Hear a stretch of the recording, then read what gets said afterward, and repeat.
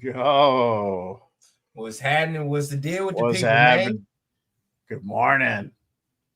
It's gonna be a Yo, good one, man. It's gonna be a good one. yes, sir. So make sure you guys get your coffee ready or whatever it is to go ahead and get your mind right. We're about to go ahead and kick this thing off with another fire show. So here we go.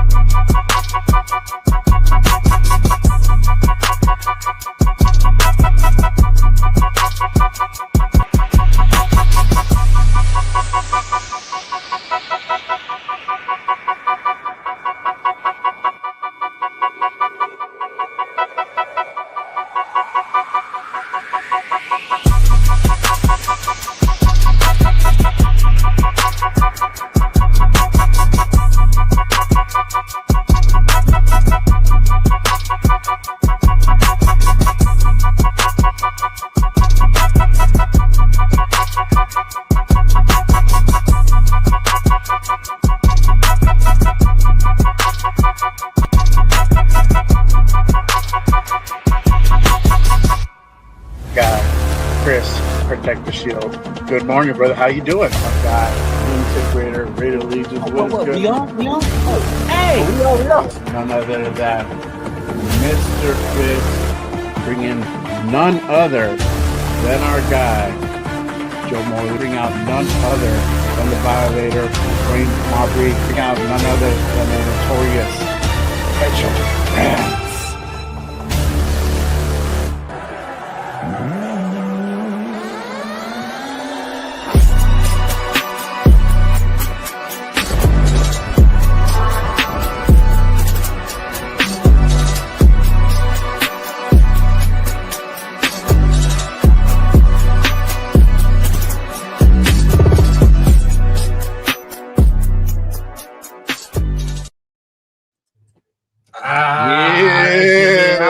I'm always feeling hype, man. Almost maybe put the ski mask on.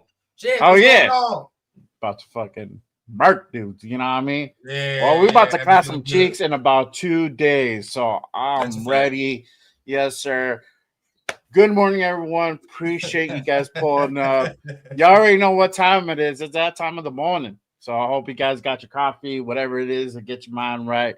Welcome to another episode of Good Morning Raiders. Yo, we are your hosts. I am Jay Raider. This is the Raider Rundown in the building. We back in full effect. Y'all already know what time it is. Appreciate you guys pulling up. Salute to everyone in the building and already pulling up. Everybody on X, appreciate you guys tapping in as well. Make sure you guys go ahead and head over to YouTube and hit that like and subscribe button on both of these channels. Really quick, before we go ahead and start getting into it, let's go ahead and acknowledge our chat, because obviously our chat lives do matter. Salute real quick to my guy, Raider Paul, in the building with the Raiders. We starting it hard. That's what's up. Yeah. Shout out to my guy, our guy Raider right in the building. Salute, brother, with the Raiders. Yes, sir. Yes, sir. What's going on? Yeah, in the building. Salute, my guy. What's going on? Dre in the building. Yes, Family. sir. Good morning. Appreciate you pulling up. Mark in the building. Salute, brother. Appreciate you. What's happening? Our guy, Raiders Resistance in the building. If y'all don't know, make sure you guys go ahead and head on over to Instagram. Now on X. Go ahead and hit a follow on our guy Raiders Resistance with the fire content. I'm about to actually post some fire content of his in about a second. So make sure you guys go ahead and hit that follow button on our guy for sure. Salute. Appreciate you pulling up. Our guy Dixon, he says, "How dare run down Judge Jeanty?" When he checks somewhere, but in the air. He's probably gonna show up some way, somehow. I guarantee you, bro. You're gonna probably show up like 15 minutes into the show. Yeah, he ran a little late. It's all good. It's all good. Love that dude whenever he pulls up. Shout out to our guy, just the DJ in the building. Appreciate you pulling up. our guy Bueno in the building. Salute, brother. Appreciate you pulling up. Salute to you. Yes, sir. Yes, sir. Let's see here. Raider Dre in the building. Salute, brother. D Menace, one of our other guys. Appreciate you pulling up. Man, what's going on? Our day one. Jason Jason Downs. There you go. Yeah, Appreciate you pulling up, my guy. All right. Hey, and at the same time, man, you know, I ain't even run it by you, but feel like we should add this, man, because we do go on Saturdays, man. So of course, put it down below, man. Who you watching today, man? Of course, we all football related in here. We doing soft scouting, right? We not hard scouting, but we soft scouting. So I mean, hey, put it down below, man. What games you watching? What players you watching? I know for me, I was trying to watch that Club Nick from Clemson. Booty, as I knew. Trash. I ain't gonna lie. But I like this Oklahoma dude, this Mateer. He's not bad. So put it down below, man. Tell us who you watching down low, man, as we get started. Yeah, you already know. Saturday college football. So let us know who you guys go ahead and tapping in. You got a team, Jay? You got a college team? I'm an SC fan. I'm an SC fan. Okay. But you know, it's not the best years, but you know, it's looking good this year. Look, this year ain't bad. Looks cool. Yeah, looks cool. No, man, UCLA, I'll tell you that. UCLA is ass. Nico over there. Oh my God. Terrible. Yeah. So we'll see. I keep an eye out. Now it's like I keep more of a scout eye. So I'm like, I'm not 100% faithful to SC, but this still my heart's. I got you. Yeah, it's SC. I got you. Yeah, for sure. But y'all already know what time it is. Let's go ahead and get this show underway, y'all. We have a really fire-packed show. It is rivalry week. It is Chargers week. We're about to go ahead and put a beat down on the Chokers on Monday night. We're about to go ahead and get into it. But before we do, we need to go ahead and bring out our guest for this morning. Y'all already know this man. He brings some fire content on X and also YouTube, part of that Black Team broadcast. Also a co-host of my guy, the Raider Rundown. They do the bunts and breakdown. So make sure you guys pull up every Thursday, sometimes Friday. Make sure you guys go ahead and tap into It's going to be Fridays going forward, though. It's Fridays and season going forward. All right, there we go. We're going to switch it up. We're going to do Fridays now. But let me go ahead and bring out none other than our guy, Mikeaveli, in the building. What it do, my guy? Appreciate you pulling up. Salute, man. Thank you. How you doing? Brother man, what's going on, family? I'm chilling, bro. This something different. I'm not used to doing a morning podcast on the weekends, but hey, I'm fucking with it. This is dope. Usually I'm watching you guys in the mornings. I'm getting my morning started with y'all. Yeah. Hey, that's dope, man. Hey, you feel me? We getting deep into the podcasting game, man. That's what we've been talking about. It's a wake and bake. It's a wake and bake. Oh yeah, that's usually how I get my morning started. Yeah. So hey man, I know Jay got it packed. He got a jam-packed show for us, man. We about to go ahead and get into this thing. But you know, we was talking about college, right? SC, who they play today, man? They got that receiver that you and I continue to talk about, right? Keep making them plays. Yeah. Today SC. Let me check. I didn't even think to look at it, bro. Purdue. We got a good matchup, bro. We got a big time matchup. Purdue. Okay. Yeah, that'd be nice. I like to see that. D Menace, I did see your comment. Yeah, your Bruins are damn bad this season, man. The UCLA is damn bad. I already know what to say. Yeah, man. They dropping my guy Nico's draft stock over there. But if you're anywhere in the SoCal, you know the UCLA is like the Clippers to us. Look. Yeah. Oh yeah. Yeah, bro. They're here, but it is what it is. Exactly. Absolutely. Usually they suck. Sometimes they're good, but you know. Troy Aikman was the last good quarterback they had. And I don't know how, bro. They're a basketball school, bro. They're a basketball school. Bro. Yeah, exactly. Exactly. But let me go ahead and kick this thing off, y'all. All right. So let's go ahead and start off a recap from Sunday's game. You know, we finally have Raiders football back, and we started off things in a great way. Raiders beat the Patriots 20-13. Yeah. Raiders start 1-0 for the season. Fuck, I don't even remember when we started 1-0 last time, bro. It's been a minute. Yeah. But Gino balling out. 24 of 34, 362 yards, 1 touchdown, 1 interception. Man, they started off hot, bro. And that was thing. I think I was running late, and I was changing, and I'm watching it on the phone, and then next thing you know, they hit Trey Tucker on the gut. And I was like, "Oh shit! What the?" I'm over here like yelling and screaming, "Wake up my daughter, bro!" It was a whole crazy thing, man. But we started off that hot. I think I don't know what was the opening drive, like 6 plays or something like that. Something To like go that. ahead and get the TD, Yeah, man. quick. But we started off fast. Then we fell flat. After that Geno pick, things kind of like chilled the fuck out. The momentum kind of swinged a little bit. We're having some issues trying to run the ball, trying to go ahead and hit some of our receivers. We had a couple drop passes. But I think this is the biggest thing that we have to go ahead and take away. Was the Raiders made those second half adjustments. Normally, we say what they need to do, but they don't do it. This time they actually did it. What do you guys like? That kind of shows to you what Pete brings to the table. But what do you guys think of everything kind of in the first half that you guys saw from that Patriot game? I'll start with you, Mike. Go ahead, Mike. Start us off, man. Yeah. In my opinion, it was pretty much they're trying to get a feel of the opponent right there. So at first it was a little shaky. Obviously, we had a great opening script that was fast, and that deep ball that was a connection that we've been hearing a lot since training camp that's been developing with Trey and Geno.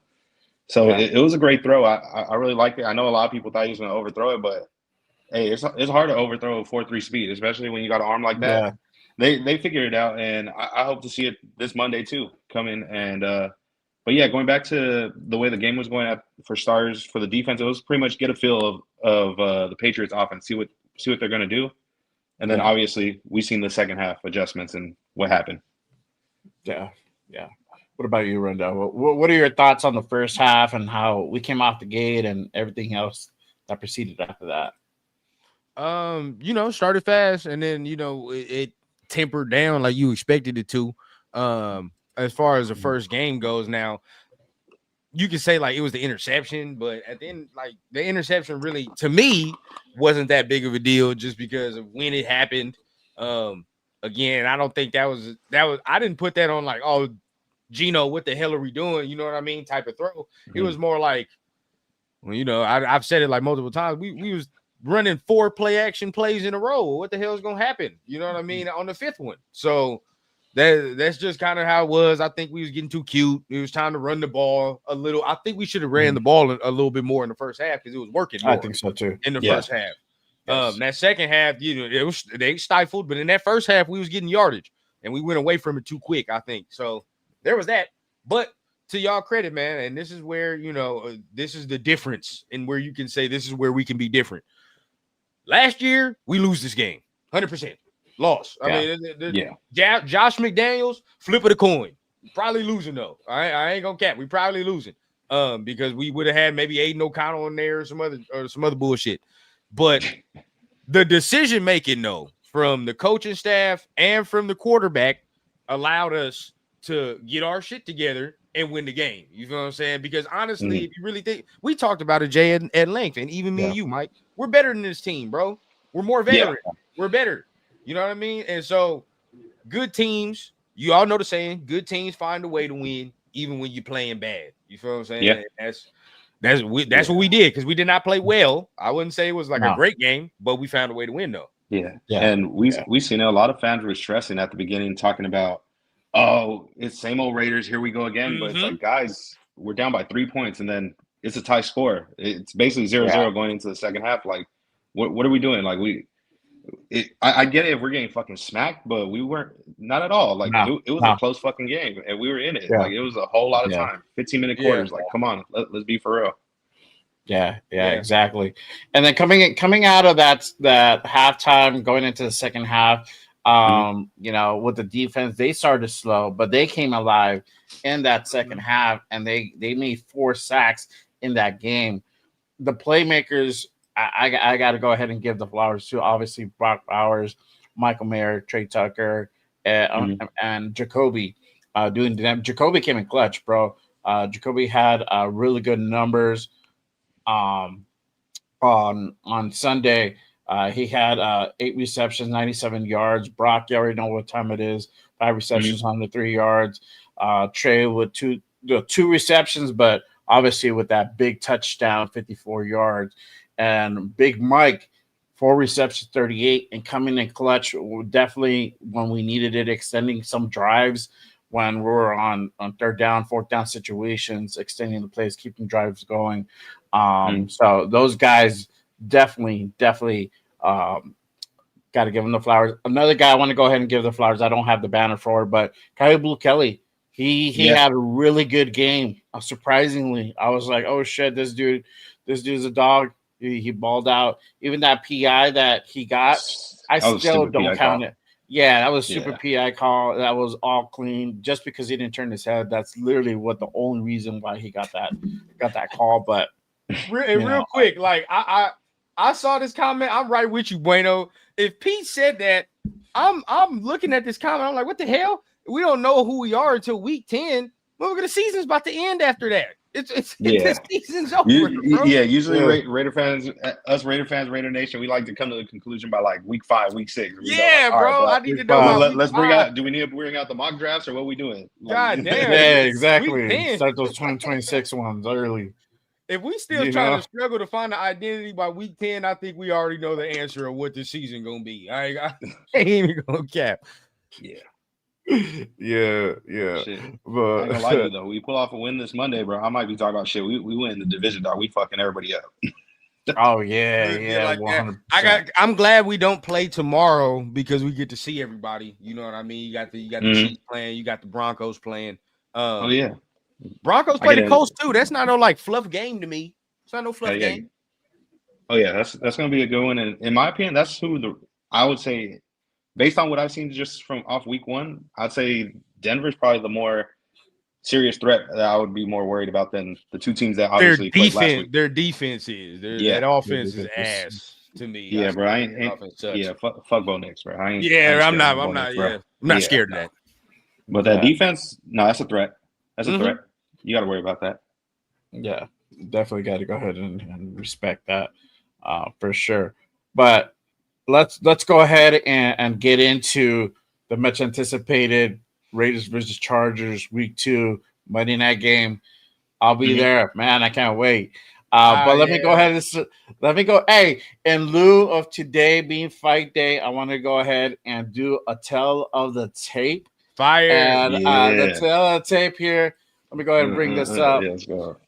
This is a matchup between these two teams. Hopefully, y'all can see it. If not, I can go ahead and zoom in. But you got both of these teams pretty evenly matched. In my opinion. Let me go ahead and pull up the stats. So total yards. Then this is from Sunday. This is from week 1. So Raiders had 389 total yards. Chargers 394. Passing yards, we hit 333. They hit 304. Rushing yards, really, you give the slight advantage to the Chargers. Our 56 rushing yards to their 90 yards per play, literally even 6.3 to 6.4. First downs, 21 first downs. They got 22. Third down efficiency, we 5 of 13. They 7 of 13. So they're a little bit more efficient. Slight edge to them. Fourth down efficiency was the same. Total plays is the same. Sacks allowed. We gave up one more sack than they did. So we got 4. They got 3. Total penalties, they were better there. We had 9 for 77. They had 6 for 49. They had no interceptions given. Time possession, slight edge to the Chargers. They had 32 minutes to almost our 30 minutes of possession. But ultimately, it looks pretty even if you go down the line, down the tape. What are y'all thinking when you guys see these numbers on that week 1? I mean, they played the Chiefs week 1 in Brazil. That was a tough game. Traveling that far on the road and being able to go ahead and beat out the Chiefs. Us traveling to New England, we didn't go that far, but it was still quite a ways away. And still be able to go ahead and put up these hot numbers. Mike, what are you thinking when you see these numbers? How you feeling? Do you feel like this is going to be a really close game? Do you think we got the slight edge? What are your thoughts kind of when you see the total tape? I'm gonna be real with y'all, and it might sound fucked up when I say this, but hey, I'm gonna start it off good rivalry week, but it sounds like a typical Chargers team. It looks good on paper, but ain't nothing special really on the field, bro. We got to play our game, and in my opinion, we play our game, we should be able to beat them. Now, by how much that depends. In the past years, we got close, we beat them in close games, but that was with no quarterback.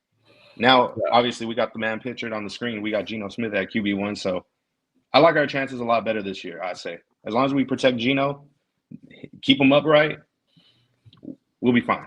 I think we should be able to fuck him up. Yeah. What about you, Ron? That's where I'm at. I mean, like you said, it's even. But you know, watching the tape, watching the film, again, if you just listen to the media, you would think these motherfuckers is world beaters. 95, 85 Bear defense. You know what I mean? But when you watch it though, it's not that dominant. I'm gonna be real with y'all. It's really not. It's not just me being a fan or anything like that. And as a fan, it's fuck them. So anyway, I'm not gonna be scared of them anyway.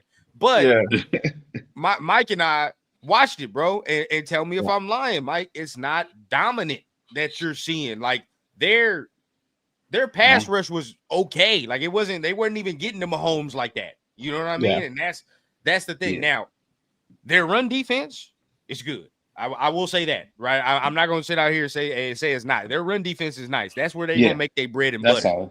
They're going to make their bread and butter there. But the pass game, bro, they were not getting as much pressure as people think.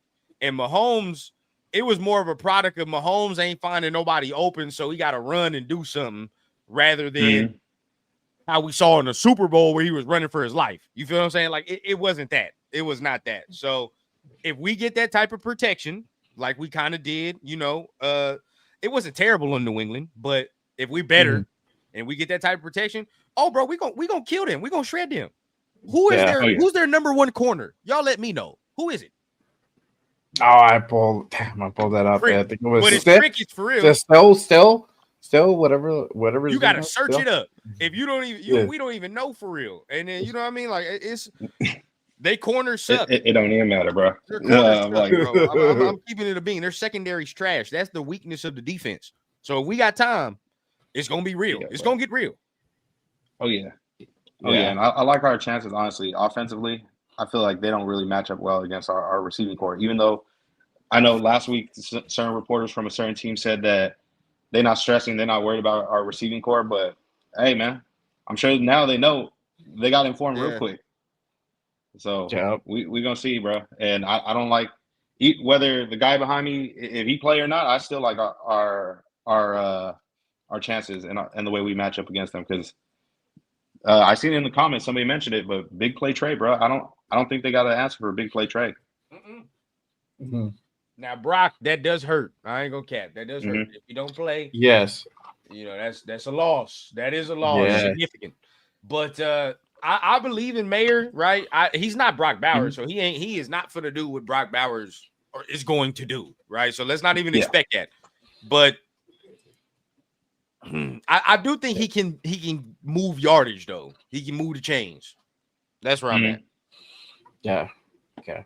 And speaking of Brock Bowers, let me go ahead and go into this part, the injury report. So let me go ahead and pull that injury report up. We're going to go ahead and talk about it a little bit. So for the Raiders, and then this was put out as of yesterday.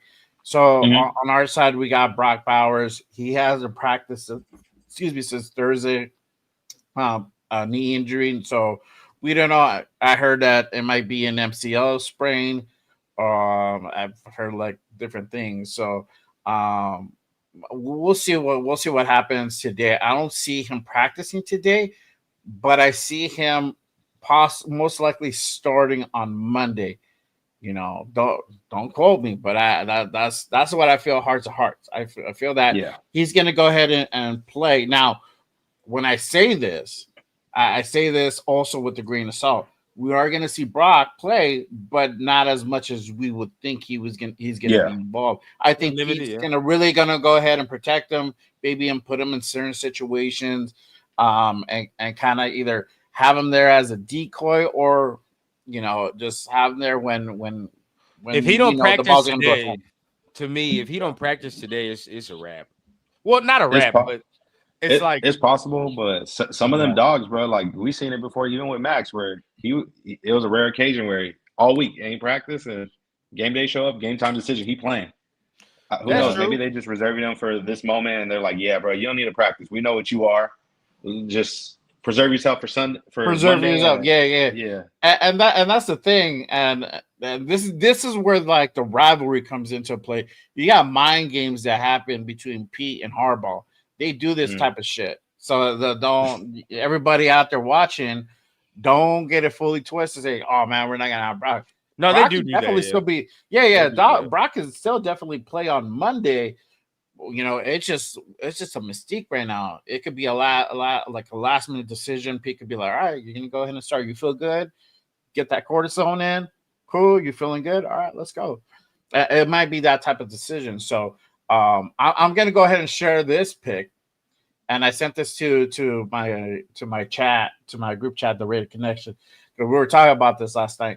So they're talking about whether or not Brock was wearing a brace. And if you see that picture there, he has the sleeve on. He has a compression sleeve on it. But then on top of that, you have the brace. Now, having the brace doesn't really mean a whole lot. Obviously, you also wear braces. I mean, I've fucked up shit before. You wear the braces because you're just trying to be safe. You're just trying to make sure, like, when you're walking, you don't fucking step out of place and fuck your shit up more. And you really want to go ahead and make sure it heals as much as possible. So with the brace, even as you guys see it, I still take it with like a grain of salt, more as a precautionary than as a like getting treated type of thing. I do get that. And because they said he bumped knees, right? So then, like, when you wearing a brace, like that, my question would be like, all right, something clicking. You know what I mean? Like when all of us that had knee problems before, sometimes you feel like you can feel that motherfucker ain't really stable. You know what I mean? Like, some ain't feeling right or something in there ain't moving correctly. You can feel that. So that's my question. Like, is something clicking in there? Is something sliding the way it's not supposed to, as far as a muscle, something like that, where he has to wear that brace to keep it in place? You feel what I'm saying? Yeah. If that's the case, that's where I get scared, because it's like, all right, well, how are we gonna get out here with no practice and just fully run routes? You feel what I'm saying? If that's the case, so that would be my question. I would say probably at best, if he does, I mean, unless he night and day he feels a lot better, I feel like more than likely it might be possibly for some decoy routes and stuff, because you already know, like, whether healthy or not, bro, you can't ignore 89 being out there on the field, bro. You know he's a threat regardless. Even if he can't run after the catch, like, he gonna catch that motherfucker. Oh yeah, for sure, 100%, 100%. Let me go down, continue down on the list. You got E-Rob. He did not practice on Thursday, but he practiced a little bit yesterday in a limited capacity. He has his elbow issue. And then I think the other story that has just been developing the last, day is JPJ. He's out on concussion. Wasn't even listed on Thursday and was at practice yesterday, but obviously did not practice. He is under concussion protocol. Now, here's the thing. And somebody on Twitter did tell me, like, oh, JPJ is under concussion protocol. He's not even going to play. That is not true. Now, there are like 5 phases that a player has to go through in order for them to go ahead and clear concussion protocol. I think the first one is to do like an aerobic exercise. That means doing some running. The other part, let me go ahead and pull that. I had it all pulled up. Concussion protocol. There you go. The other one was so first one is symptom limited activity. So in a light aerobic, meaning and balance training, that's the first one. Second one is aerobic exercise. So they do more strenuous aerobic exercise such as running or swimming.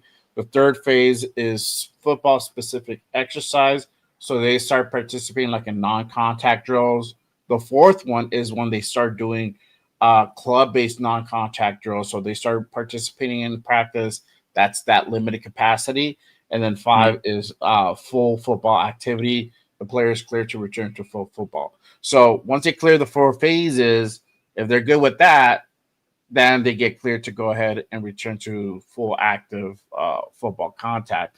If they miss, let's say they get to like step 3 and they can't pass that one, they can't do the drills, they have to go back to the previous phase. They don't start over, but they go back 1 phase. There's no timeline for that, but typically it's about 9 days that they're on that protocol, the average time. So he could potentially come back early, but right, I don't know. I can't really say whether we're going to see him or not.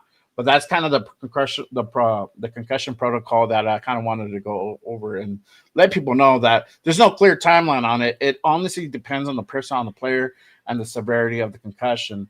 That's kind of how all that's determined, and they have to go through those 4 phases, and then ultimately the 5th one is when they actually get cleared.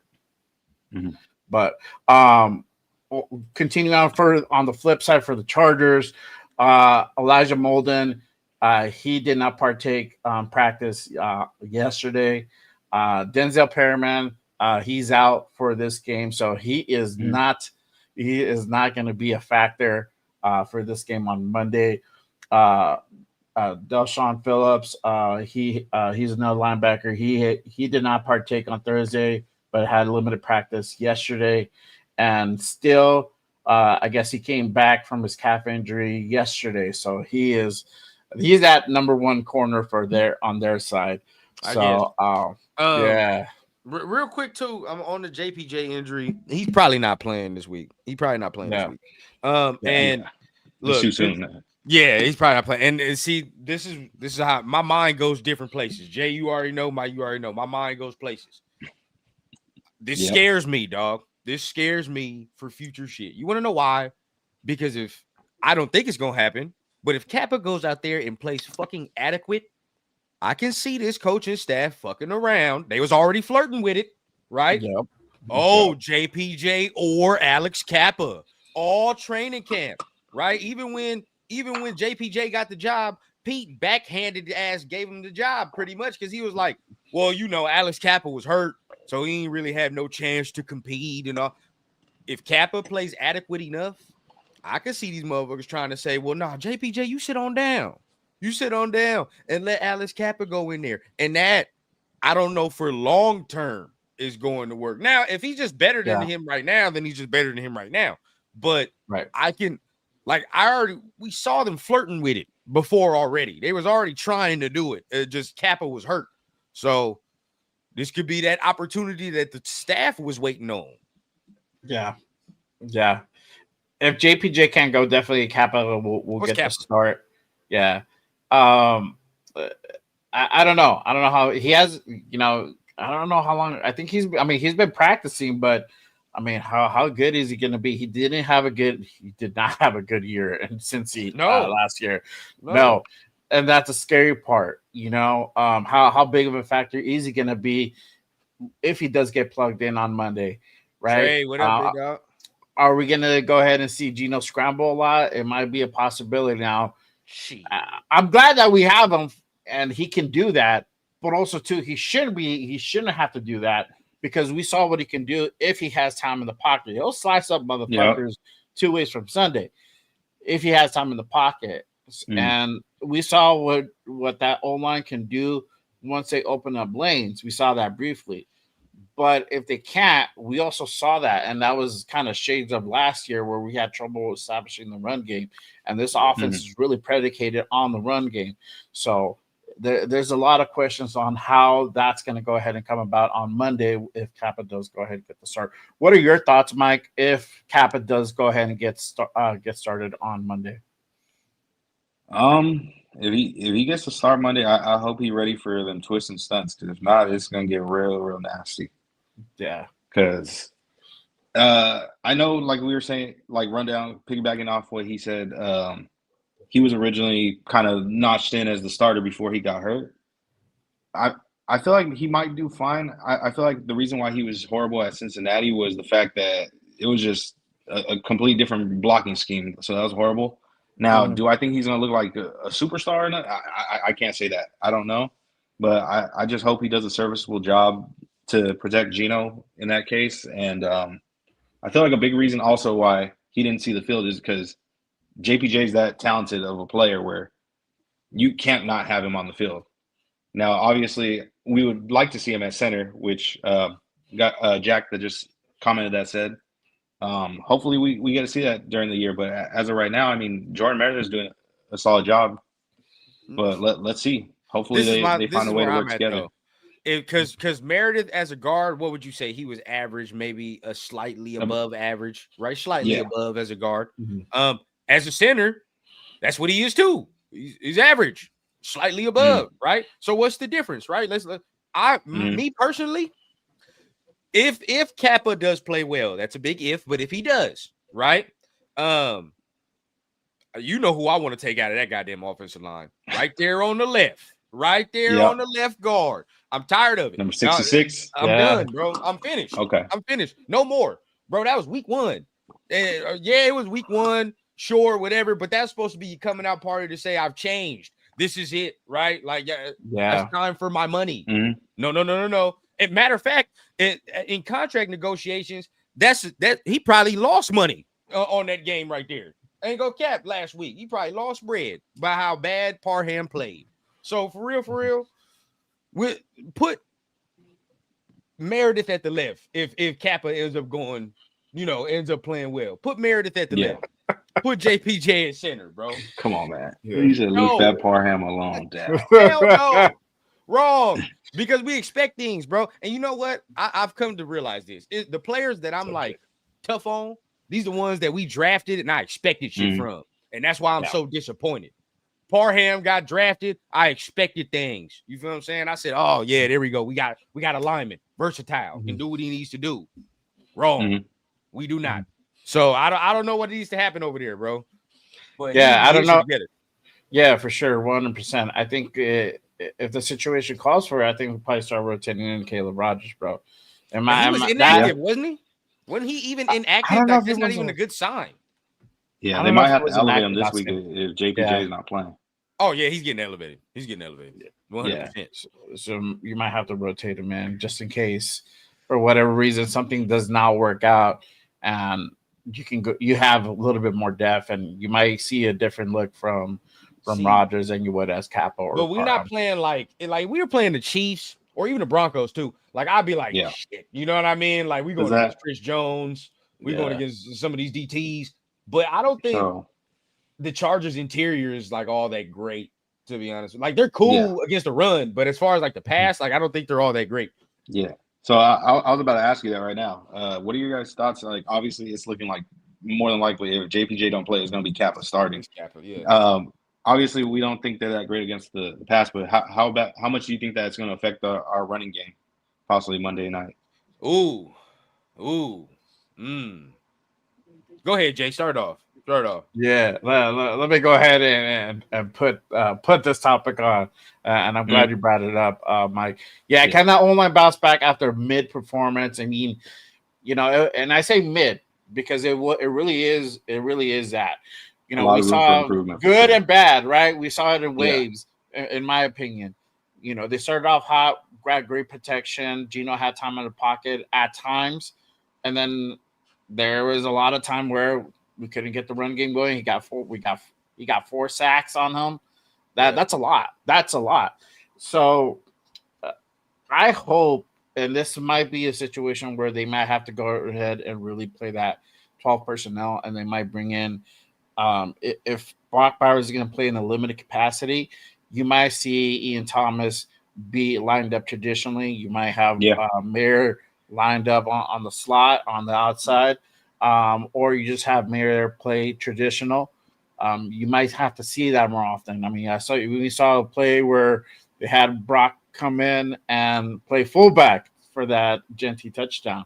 So it might be that situation. We might need to go ahead and bring in Mike or Ian Thomas to go ahead and give us the extra blockage because our line might not be that good. So I think I think it's going to be interesting. It's going to be interesting. If JPJ is out, Kappa's in, our run game is going to suffer a little bit. We're going to have to see a lot of chips. And that's even we have to line that's it up differently. That's scary to even say that because our run game was already struggling. It's already bad. Yeah. I mean, let's keep it a bean. He had 38 yards on 19 attempts. So there definitely room for improvement. Kappa comes in. Who knows what we're gonna get? See, this is the thing. Maybe we do not struggle on stunts this week because you have more veteran. You can say that. I hope that's the case. But see, this is where I was so mad last week, and this is why I will not let up on 66. I can't, right? Because Parham, and Meredith is the first time center. And JPJ has never played right guard, right? So we're like, all right, we understand that to a degree. And then you got DJ Glaze over there in his own little world in his second year. You kind of understand they need their time to actually gel. That argument that people frame there, that is for the right side. That left side, look at Colton. Colton does what he's supposed to do. I mean, but Colton's different. But Colton does what he's supposed to do. He's veteran. The second next veteran person on that O-line is who? Parham. Why are you giving up stunts? Why are you the second worst graded lineman from the whole? Why? You feel what I'm saying? This is year 4. That's why I can't let up. You know what I mean? That's why I can't let up. No, I agree 100%. And I wasn't even happy that he got the starting job. I was okay. And we talked about this all off season. Is that we're okay with him as a rotational piece, but he got the nod to start. I'm like, okay, let's see how this works out. And then it hasn't working out a whole good up to this point, because it's been wishy-washy with the O-line. So we need to see more consistency up front with the blocking, picking up those stunts. It really does play a big part for them to pick up these stunts, because it's going to go ahead and really set up our passing game, our run game.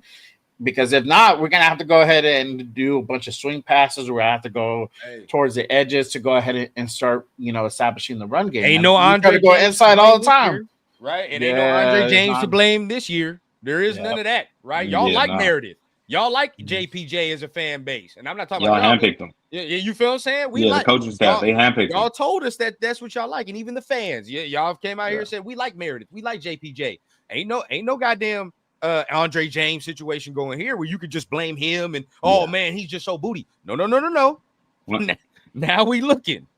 Yeah. One thing I will say though is when it's a rivalry matchup though, things change. Like I don't know why. Like the intensity picks up, not just with skilled players and coaches, but even with the trenches, bro. And we've seen it in the past where we've had some injuries going into rivalry week with the Chargers, and like the caption says right there, Jeanty breakout game. We've seen it, bro, where in the past, our first round running backs have gone crazy against these Charger teams that are usually known to be weak against the run. I feel confident that we're gonna utilize it more, especially better conditions. It's not gonna be raining inside Allegiant Stadium, so we should be able to see more production out of Jeanty, in my opinion, even if JPJ not out there. Nah, I'm asking both of y'all, man. Put the money on the flow, man. Put the money on the flow. How much? Okay. Yeah. What's the yardage? Bro? Shit, I'm hoping for at least $120. Okay. All right. What we on, Jay? What's your yard? Put the money on the floor, man. Where we at? All right. I'm gonna put it. So I'm doing 2. So if Kappa's in, at least I want the stats doubled. So 35-70 to 80 yards. If JPJ plays on Monday, we should see over $1. Okay. We should see over $1. We need Fair. that from him. We need that from him. We can't have 35-yard games from him. And so I know we're talking about, obviously for our O-line, we're missing people, but they're actually missing a key figure in their run. Even though they're not so great against the best against the run, they're missing a key figure in that linebacker room. Oh, they're gonna be missing Perryman. Yeah, he's gonna be out. Now Henley is nice, dog. Henley is cold. But Dre, I'm with you, bro. Like, look, 80 yards for this week, I can live with because we got to build up. Right? Let's build up. All right. Now with Trey, 110, with Mike, the 120. You goddamn right. That's what I would like. 100%. That'd make me feel better as a fan. Yeah. And way better. I don't know That's if a we're gonna have this generational type conversation, Jay. performance to me. Like that's like near bar for generational performance. I don't know if we're gonna have this conversation, Jay, but look, I don't care who you are, I don't care how positive you try to spin the shit. If he does not at least get 80 yards soon, we gonna have conversations. Because those conversations are already happening, but it's not all O-line if that's the case, dog. I'm sorry to break the news to you, but if he cannot just break 80 yards in a game, that's not all O-line. I'm telling you all that right now, bro. It's not. Now, most of it can be. It can be like, well, but that shit can be 70-30. I'm telling you right now, bro. It can. Yeah. If he can have 70, 80 yards on this game on Monday, that's cool. We'll be straight. We'll be straight. And that would set up so much for our passing game. We're going to be able to go ahead and kind of light it up. They'll respect more of that play action because he's going to be able to go ahead and know the Chargers are going to be like, hey, we got to go ahead and respect it. If not, he's going to cook us. If we think he's going to be pass and it's run, he's down for like 20 yards. Yeah. And is this all purpose, Trey? Is this all purpose? The 110? Let me know. I love it, JA. 130 all purpose. You goddamn right. That's what we expect, man. Okay, so when I said 120, I meant just rushing yards. I'm being bold with my I'm talking about rushing. Like, I want because it's like pound the rock, bro. Like in the past, I've never seen Chargers teams where they could tackle, bro. Especially an aggressive runner like a Jeanty or in previous years Josh Jacobs. After a while, you keep pounding the rock on, bro. They're gonna let up, bro. Yeah. Now I said 80 yards, right? Like but you know what Jason is saying is correct. What Mike is saying is correct, bro. We drafted him 6 overall. Why the fuck can we not get above average play? Why not? Yeah. Yes. Jason puts it perfect. If you're generational, you can get yards behind an average to below average O-line. Yeah. Like we drafted you high, obviously, to have stellar performances, but also to have stellar performances against teams like this, your division rivals, bro. These are the matchups that people tune in for, bro. That's why this shit prime time. They want to see you go off against these motherfuckers. Mm-hmm. What? We did. We watched Josh do it. And then like there were so many excuses, right? But I think I said it with you, Mike. Bro, I said it with you, Mike. We could talk this, and that. But Josh Jacobs' first game was against Denver. Right, and we all know either way, bro. Denver's always had a pretty good defense. That motherfucker had 85 yards his first game, 20 carries. You know what I'm saying? Yeah. Why can't we expect this type of performance? That's what I want. Yeah. We went into that game talking about it was the fuck AB game, but we left with like, nah, this is the Josh Jacobs game. Like he arrived. Like we seen we had a running back week 1. Week 1. So look, hey, week 1, okay. Monsoon, as people want to say, it was raining, all that extra, fine. So be it, bro. But again, there's yardage to be found in these runs, bro. I think Jay, you probably watched it. I mean, all of us probably seen it all over social media. There's a couple runs, bro. He could have been a little more patient. Yes. You know what I mean? And did what he had to do. This week, I'm expecting him to do that. But not even that. I better see it through the air. Why catch the ball? Jason made a good point right there. Look what he just said. With the same 2 guys that are out there right now, he got 1,600 yards out there. And I'd argue the right side is even better. The right side's better than what Josh had them last couple of years. You know what I'm saying? Them last 2 years, our right side was ass. I even forget the names who was out there. Now, I don't want anyone to think like and we're trying to hate or nothing like that or make no comparisons. He's better, this, that. We're just saying like, hey, man, we drafted you this high. These are the expectations. That's the bar that we've seen as fans. So this is what we want to see. We want to see you go crazy, bro. Obviously, you donning the silver and black, so we expect great things from you. We want great things for you. Yes, 100%. Bro, I think I couldn't have said it better than how you did there, for sure. And this is the thing. You had flashes of it on Sunday, and you had that play, and y'all know what I'm talking about. Like literally, he had to beat a corner because of the slip or the trip, whatever you want to call it. He would. He only has slip, bro. He's housing that shit. I would have wanted to see that. I would have loved to see it. If he would have housed it, we're sitting here having a whole different conversation, right? Oh, a whole different that would have been ESPN all over the place. That's what Saquon and them does. That's what Derrick Henry does. Bro, he'll have like 40 yards in 3 quarters, but all of a sudden, Saquon will break one of them 50-yarders, 60-yarders. Now, all of a sudden, who cares how many yards he had in the first 3 quarters, bro? He just broke one. You know what I'm saying? Like, that's what it is. And last thing I'll say, I'll shut up and I'll let Jay go ahead, bro. I do not want to start excuses, right? First game, oh, it's a monsoon. It's raining. Second game, no Brock Bowers, no JPJ. When the fuck are we just gonna be real about it? You feel what I'm saying? Like, stop the excuses. I'm not gonna do that. You feel what I'm saying? So when are we gonna sit here? Oh, he should do it by week 5. That's when we play the Titans. So that's when it's gonna be an easy game. What the fuck are we saying? What are we saying? Bro, you know what I'm saying? You gotta be bro, able to do this at all times. 6 overall for what? Let's get right, bro. Get right. Yes. Yeah. Yes, exactly. And speaking with, and this is a thing, and still sticking on the Jeanty topic. You know, we're criticizing and we're saying all these things, but also too, and this is what I do like about him. He stepped up and said, "Hey, you know what? I didn't play the best game. Yep. Let me go ahead and pull this up real quick." Oh, my bad. Yeah. Took Mike off for a second. Shout out to Raider Resistance. Make sure you guys go ahead and give our guy Raider Resistance a follow. Yes, sir. All right. So this is Jeanty the other day talking about the Patriot game. Let's see. Let's hear what he has to say. Sense that a little bit, and you feel like maybe you got that under your belt and ready to do what you normally do on them. Yeah, I mean, I don't think I was too fired up. I mean, it's football. You always gonna get fired up, but I think just in terms of the game, just making reads that I've always made and just being better. Honestly, I mean, I didn't play my best in the run game, and I'll be working this week to be better at that and be better for the guys up front. There you go. Y'all heard it. And so when a motherfucker like Money Chuck come in here and get to saying, "Oh man, he don't know what the fuck he's talking about. Oh, he's just hating," it's from the man's own mouth. He says it right there. Yeah. I did not play well in the run game, bro. I gotta help the guys up front, and that's 100% what we've been saying the whole time. Yeah, that's it. Yeah. And it goes vice versa, hand to hand, because the old lineman would probably say the same thing about him.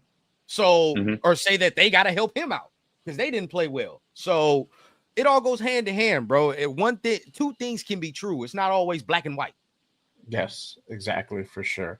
But before I go ahead and move on to the next topic, again, appreciate everyone pulling up and tapping in with us on this Saturday morning. Appreciate everyone in the building. Buttons. If you guys haven't done so, make sure you guys hit that like and subscribe button on all the channels. I got Mike's channel pinned down below in the description. Appreciate you guys pulling up and tapping in. If you guys are also on X, make sure you guys head on over to YouTube and hit that subscribe and support the show for your boy Jay Raider here. Appreciate you guys pulling up 100%. Really quick, I got to go ahead and shout out Royalty in the building. Salute to our guy Hollywood Raider Jeff in the building. Mr. Hollywood himself is here. Appreciate you. He is now the king of New England, dog. I've seen that. Shout out to him, bro. That's dope. He got anointed by Mark over there. Shout out to the Black Hole. I'm officially Black Hole too. So there we go. I heard Jeff getting a key to the city soon too. I heard they're gonna give Jeff a key to the city. I got to kiss the ring, dog. You already know. I got to kiss the ring. He's getting the key to the city and everything. Damn, moving on up. It's crazy. You talking about Georgia or Tennessee? I'm gonna be real, bro. They both. I like that quarterback from Tennessee they got right now. Is that Aguilar? The Joey Aguilar? Yeah, Joey Aguilar. He got an arm on him. I just hate that offense, bro. That offense is so trash when you gotta like draft somebody. Shit. It had people talking about Dante Thornton don't know how to run the route tree and stuff. It's like, man, if you watched a couple years before that when he was at Oregon, they had him running the full route tree, and he was making some shit happen. It's like you got the Tennessee. They're like, no, we don't do that here. All right, just go routes and posts. All right, you're doing too much fancy shit here, bro. Relax. All right, we don't run all them routes. Relax. Yeah. I don't know. I'll take the dogs because y'all defense, bro. Because of the defense. I'll just say that. Yeah. Trey, I always gotta give you a hard time about the Georgia dog. That quarterback sucks though, Trey. That quarterback is ass. Yeah, bro. I'm gonna tell you that right now. Damn. He's trash, bro. I don't like him, dog. I don't like him at all. Bro, hey, that's the thing though. I respect Trey about that though. He stand on business and he loyal to the soul when it comes to his Georgia Bulldogs, bro. Oh yeah, this man was telling me that Stetson Bennett was gonna be the future. And it's all good. We players fuck up. I get it though. I respect it. You No, I ain't loyalty gonna to your lie. He squad. looked good in the preseason, though. He did look good in preseason. I ain't gonna cap Yeah. to you. He still got a job, at least. You feel me? He still got a job. Yeah. Yeah. That's That true. other dude y'all got right now, he gonna have a job, all right. It ain't gonna be on the field. It ain't gonna be on the field in a minute, bro. I ain't gonna cap to you. Damn, bro. Say you're gonna be an Amazon driver. That's fucked up. Accountant. Oh, Accountant in a minute. That's what's up. All right, but let me go ahead and hit this part real quick. Are we gonna? And I talked about it earlier with Brock possibly, not playing on Monday. I feel like he's gonna play, but if he does play, like, even what kind of capacity are we gonna see him in? And are we gonna see more of Michael Mayer being involved in this game? What are you guys' thoughts? I think so. We saw him play really good Mhm. on Sunday. Do you guys see him being more integral in this offense come on Monday? Yeah, I think so. And a good reasoning of that, I would say, is Chip Kelly mentioned in his presser during the week that he was really impressed with Big Mike's performance since training camp, and then obviously week 1 he was impressed with what he's seen. And as fans, I know the moment we got Brock, it was like, all right, we push Michael Mayer to the side, but let's be real, we got to be honest with ourselves. Even though Brock Bowers is arguably the greatest tight end we might have seen ever, hey, we got another tight end 1 caliber player right here in Big Mike, bro. We basically got 2 tight end 1s. Now, I know one's super elite levels, but we have a tight end 1 here Mike's who elite I think too. he's going to feast. I expect him to feast. Yeah. And I hope he feasts because I damn near picked him up on all my fantasy lineups. My tight end position is fucking Right. cooked this week. I got money on it. Yeah, bro. Yeah, bro. In that content creator league, my majority of my team played on Thursday night and didn't do shit. So, hey, bro, Mayer, I need you to go off. I need like 3 tubs if Bowers don't play, bro. There you go. That's what's up. Yeah. You might see that too. You might see a 2 or 3. You never know. Yeah. Shoot. What about you, You're Rev? a serious What- red zone threat. I hope so. Yeah. Yeah. Mayer for sure is he's going to be a factor. Now, this is the thing, like, you're going to have to scheme him up a little bit more. Like, I can't just like throw him out there and just be like 1-on-1. You know what I mean? With Derwin James, that's not realistic. So it's going to be more on Chip to get him schemed up and open. You know what I mean? Which he can do. And it's not to say he cannot beat Derwin James in certain things. He's not that like savvy as a route runner like Brock. You know what I mean? He uses body positioning more. He uses physicality more. And with a guy like Derwin James, that kind of plays into Derwin's strength, right? I mean, Derwin's physical. He's big. That's all the things he kind of want to do. So that's why it'll be a little tough. But underneath, he can eat. You know what I mean? Against a guy like, Henley, he might be able to eat a little bit. That's where we can go ahead and find some things. But this is why, again, I'm gonna bring it back to it. I don't know about May. I know Mayer will be a factor, but I don't know. The matchups are a little wonky for him. The factor is the running back because Jeanty out the backfield against a Deion Henley. I like, right? That matchup should be 10 out of 10. We eating. You know what I mean? Yeah. So that's why I've been so adamant this week. I've said it the whole week. He's got to get involved in the passing game, bro, because without Brock Bowers, we need another weapon. And it has to be Jeanty for real. Yeah. Jack Best too, if we can get it. But I do like Mayer. Mayer is definitely going to be a focal point. Yeah. Yeah. 100%. And I agree. I think they have to go ahead and scheme him up, right? And there was a play on Sunday where literally they lined him up traditional. He ran his route. They forgot about him. Pat defense, the linebackers, they forgot about him, bro. And he was able to go ahead and make that catch, extend the drive. And ultimately marched down the field. And I think we ended up hitting a field goal from that. So I think you're going to have to design it that way. I think you could go ahead and line them up on the side, on the outside, but again, his route running is a little bit different than Brock's. So you have to do it a certain way, right? But I think he'll probably find more success lining up as 12 personnel, and then he'll be able to go ahead and run his route that way, sure. I wanted to ask you guys this, and again, this also plays into Brock possibly not playing on Monday. Really quick, shout out to our guy Anthony. He says Jeanty 150 yards rushing, 2 touchdowns. I love it. Is that Facts, bro. expectations, or you need it because of fantasy purposes? I need to know. Yeah. What's the deal? Is it fantasy or I is think this like what both. you really need? But He's I love like- the expectation, bro. We shouldn't expect nothing less from our first rounders no more, bro. We gotta stop this shit as a fan base. That's shit. You go to Philadelphia and your ass not producing, what them fans gonna do over there? You know what I'm saying? They damn near running motherfuckers out of town over there. We got this. We got to start getting ruthless. We too damn nice as a fan base. Oh man, 40 yards. I'm good with that. Where? Will we see more? I'm not good with that. I see 35 yards and what was it, like 19 carries? Yeah. 35 yards, average two yards per clip. No, that's like average number. I'm like, we can Zamir White could possibly do that, bro. You know, we could just throw Zamir and just have him do that shit all game long. Yeah. And he's better than him. We know that. Yep. We know that. So we just need to see the production come forward more. I've cooled off on Tyree. Yeah. I've cooled off, bro. He deserves the back. You know, We'll we back talk a off little a little bit bit. about Honestly, Yeah. speaking of Tyree, this might be a bold take here, but in my opinion, based on what I've seen on film, bro, I'd start Tyree at opposite Max this week. If we're being real, based on tendencies and matchups, I would want to see Tyree go up against Alt this week. I feel like I don't know if Kuntz is a good matchup, bro. I don't know if Kuntz is a good matchup for Joe. Straight bull rushing, bro. Straight test him because from what I seen on and we seen it yesterday on Blunts and Breakdowns when we were watching it, bro. They're going too far upfield, pretty much giving Herbert room to run, and he's not scared to use his legs, bro. So at least that way you can walk him into him. Try bull rush and walk him into the quarterback. See, this is why Mike is my co-host for the show, man. You know, he got his D-line perspective.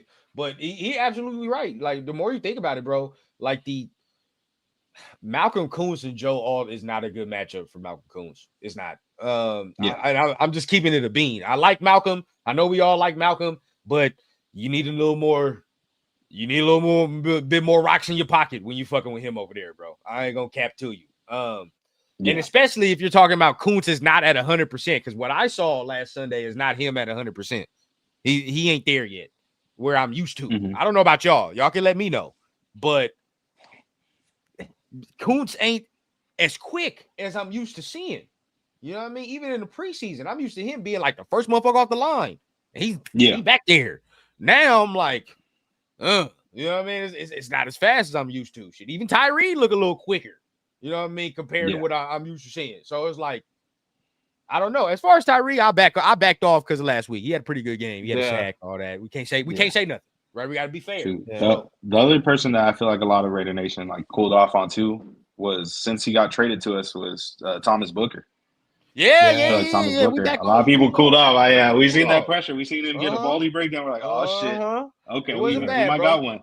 You 100% right on that. I think, you know, with him, we don't need to say nothing. They played well. You feel what I'm saying? So there's no need to come out here with some negatives and all that extra. Tyree had a sack. Booker caused pressure. Shit, we good to go. We just consistent at this point. That's all we need. Yeah, for sure. So let me go ahead and flip it to the other side of the ball. So can Tyree pick up from last week? Right. So he got his freaking first sack of like starting off hot. Well, sort of hot. Yeah. And getting a sack this past game. Can he repeat that? And Mike, you just said that you need to line him up on the other side of Max. And you think he finds success there. I don't know how you would line him up. I personally think you still line him up on the interior because that's where he's finding more success on his technique. And that's the thing. He had and there's criticism. There's some people say, well, you know, Herbert ran. Drake May ran up on the pocket, and you know that's how he got it. I mean, yes, he ran up, but he got penetration, and he had to actually go and pull his arm out to like grab him and sack him. So it's getting better, and I think we're just starting to find that success on the interior as opposed to on the edge. But it could be different ways, right? I don't care how it looks like. You can line them up in fucking from Neptune, bro. Like whatever it is to make him like start producing. I think if he gets another sack, I think it's just like a one game at a time thing with him. and just keep thinking. If he could get 1 sack a game, that's it. 1 sack a game, and guess if he get 15, 12, whatever sacks for the season, I think we're straight. Real quick. 2 minutes ago, give you the update. Brock is back at practice today, so we good. Yeah, there you go. Let's go. Yes, Breaking news. Fuck. We good. I baby. got to draw Michael Mayer now. I got to drop him on my league. Yeah, do what you got to do quick. Hey, that's what I'm talking about, baby. Yes, Brock and he looked back at practice today. He looked good. I'll pull it up right now. It's from Jesse Merrick. All right, shout out to Jesse Merrick. Shout out to Jesse Merrick. But he looked pretty good jogging around and all that. Don't look like no limp or nothing. Yeah. So I ain't gonna cap. I think we straight. Yeah, that's wonderful news, and then that changes things. Oh, that does beautiful. change things 100% for him Score to be back. At practice. 55-7. JPJ is out still. And JPJ is out still. So the good news is that Brock is back, but the negative news is that JPJ is out. So that is, well, we knew that though. We kind of, we figured that. Yeah. So we figured you're looking, More than right, likely. you know, we'll play it for you. But watch him jog around. He got the brace on still, but oh yeah.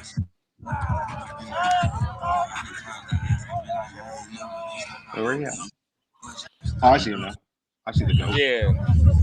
He don't look gimpy. I'm sure they'll get him like running some routes or something like that. But he look like he can. He look like he can move around okay. Now JPJ on the other hand, we'll go to his this other tweet right here real quick, so y'all can still see exactly what it is.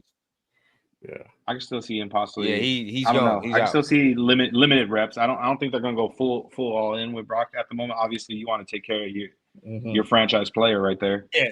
But I can see them giving him a few looks, but I don't know. Like, I'd still we got to make sure how he looking first. Like right now, he looks okay jogging wise, but I don't know, man. I don't know. I don't want to take a chance. I hate the Chargers with a passion, bro. But yeah, I care more about this. He just got to have him long term.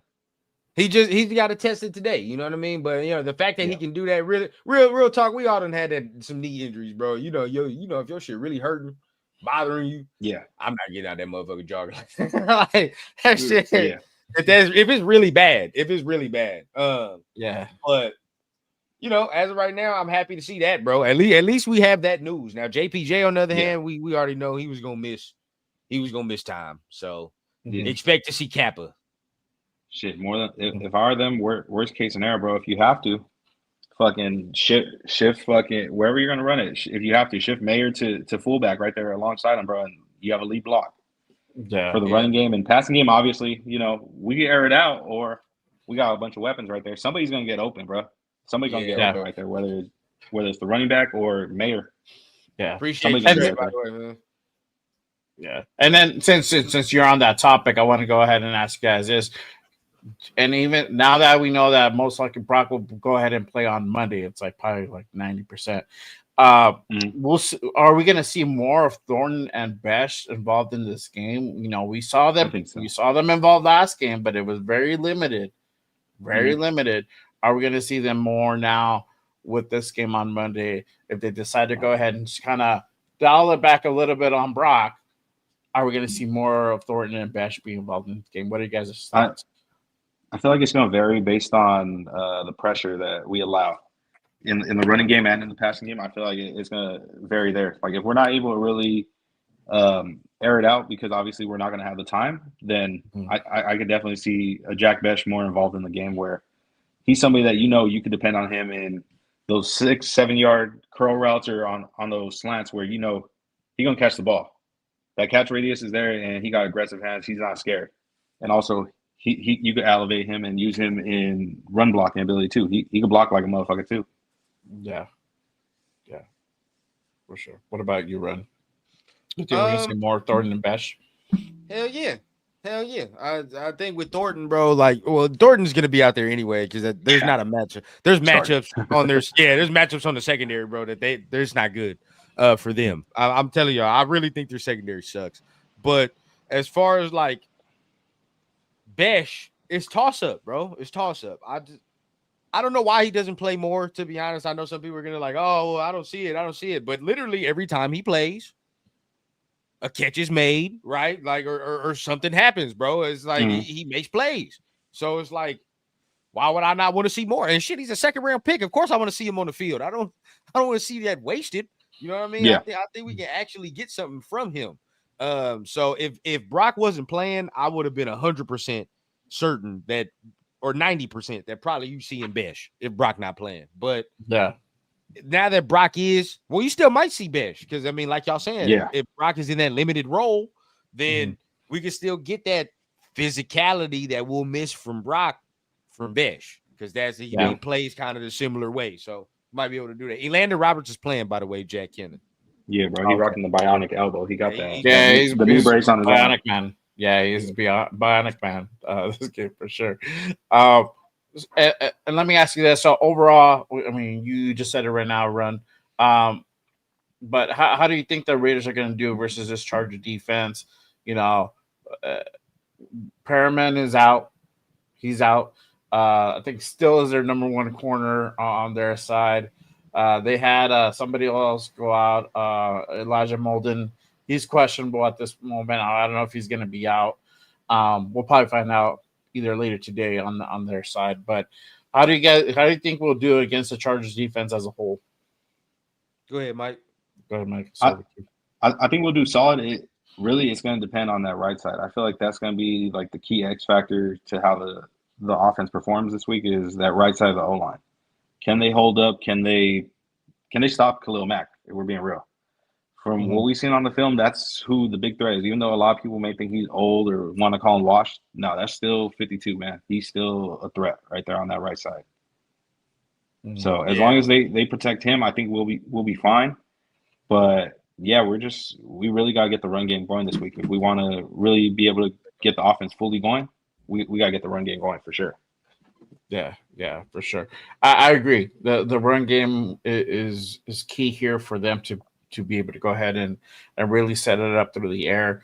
I think we're probably going to see the flip side, the opposite, and start off on the ground and not go take that deep shot off the get-go. I think it's going to be flipped because they're probably going to be expecting that now. They're probably going to, and this is the thing with Chip Kelly. He's always going to go ahead and keep you guessing. It might be run and then pass. It might just be simple as that. So you'll see different looks from this offense. I think we have a really good shot to go ahead and really slice up that secondary. But like you said, you gotta be aware of Khalil Mack. You got to keep an eye on that dude, and you have to be able to go ahead and pick him up. So the question is, are these guys? Is this O-line going to be able to go ahead and pick him up, and also be able to go ahead and pick up these stunts? Because we know that's the number one thing they struggled last Sunday versus the Patriots, right? So, that's going to be the question there. What about you, Run? How do you think we'll do against the Charger defense? Yeah, apologies, probably you know how to do a baby check. But against the Chargers defense, I think we'll do adequate in the passing game. I'm confident in that. I'm not even gonna lie. In the passing game, I think we'll be fine. It's the run game I'm concerned because no JPJ, and they were already good against the run last week against the Chiefs. Say what you want. The Chiefs have a better interior than we do as far as interior offensive line. They have all pros in there. So they struggled last week to get yardage. I mean, Pacheco, I think he only had like 40 yards or something like that. They had no run game to speak of. So that is going to worry me. But I think we'll be able to run if we can get some type of yardage running the ball, we'll be able to move. We'll be able to do something. And I seen somebody mention one of their other D linemen, Tuli Tuipulotu. He's solid. Don't get me wrong. I'm a big fan of Tuli. Coming out of SC, I'm a big fan, but if we're being real, they struggle getting pressure against that Chiefs O-line, in my opinion. And I don't got the goggles on when I'm saying this. I really think we have a better left side of the O-line than what they have. Oh yeah, 100%. You talking about Chiefs? Yeah, hell yeah. Yeah, I think we have a better left side of the O-line than the Chiefs have. So 100%. There is no doubt. I mean, Colton Miller's way better than that. Josh Simmons and all the extra. Now, I mean, the toss-up goes into that left guard. We'll toss that up, but because that's different. But real talk, I do think we're there. Run game. If that's the case, Alex, if Pacheco only got 5 carries, that's shame on them. But the thing is, you saw it early in that game with the Chargers. Like, this run game shit ain't working. You saw it early. Now you got to kind of stick to it a little bit, right? You got to kind of stick to it and just see in the fourth quarter if you might break one. But yeah, that front seven ain't no joke, bro. It wasn't no joke last year. So I'm not gonna sit here and like be like, oh man, it's a whole different. Like, nah, last year they was doing the same thing. They were stopping the run. So I don't know. Yeah, for sure. I agree 100%. Yeah, like he's like, where's Lucky Tassolini on facts, bro? Big Shit. facts. He still got, does he still got the boot on, or he healthy now? I think he's healthy. Yeah. Okay.